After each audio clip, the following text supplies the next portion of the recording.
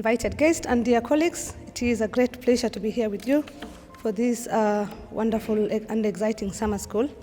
I am Tahira Mohamed, and I work with the Jameel Observatory for Food Security Early Action, based at the International Livestock Research Institute in Nairobi.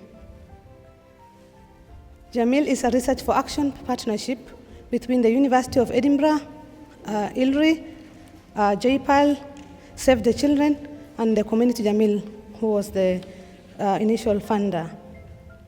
And Jameel Observatory works at the interface of three things, that is research, capacity, and convening.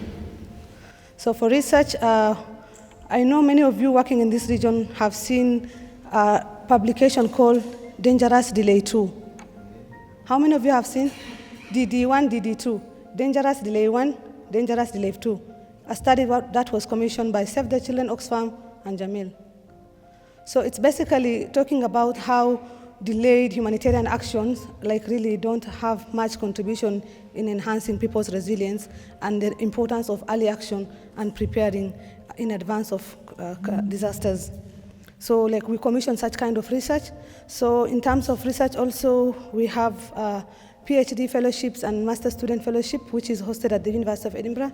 So at the moment, we have around 12 students who are doing PhD on different research, mostly about anticipatory action, behavioral change, and climate change adaptation, and Earth observation.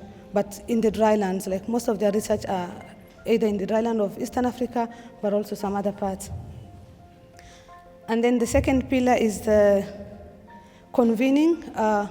I know fellow like Jarso have been attending our community of practice.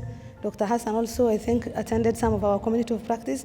So this community of practice is our annual event whereby we bring together actors in this space of humanitarian and development to think about challenging questions. What is the most critical thing that affects how we operate in this space? And then once we define the challenging question, we commission a PhD research or master's research so that a study can be done out of it. And then convening, we've been working quite a lot with DLCI and other partners to convene policy dialogue, especially for the pastoralist parliamentary group, to talk about the importance of ASAL, the potential it has, and also shifting the narrative from crisis to abundance, because dryland is not always in crisis. Of course, variability is part of production, but then we are not always in crisis to be saved. We have resources, and that resources need to be exploited so that we build our future. And then final pillar of the observatory is capacity. And within the capacity, we have a flagship program called Dryland Futures Academy. And the Dryland Futures Academy has 4 pathways. One of the pathway is Dryland Leadership Education pathway. And for this, I know we have colleagues from Kenya School of Government who we are partnering with to provide curriculum for the career civil servants working in the drylands, so that they understand what are the potential, what are the challenges, what are the policy narrative in this, and how do we intend to work with this. That is one. And then we also have a continuing education, which is short courses like MOOC, whereby professionals can subscribe and then take short courses and learn issues about dryland development and everything, natural resource governance, conflicts, and all matters that we talk about in this area.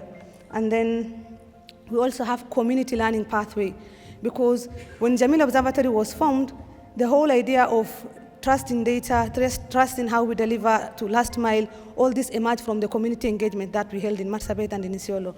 So for this, we want the research to have action pathway. So, and this partnership, especially through the community of practice, make it possible for us to build on each other's complementary advantage, so that we don't just work in silos, but then we work using our advantage to deliver the services that we promise for the people.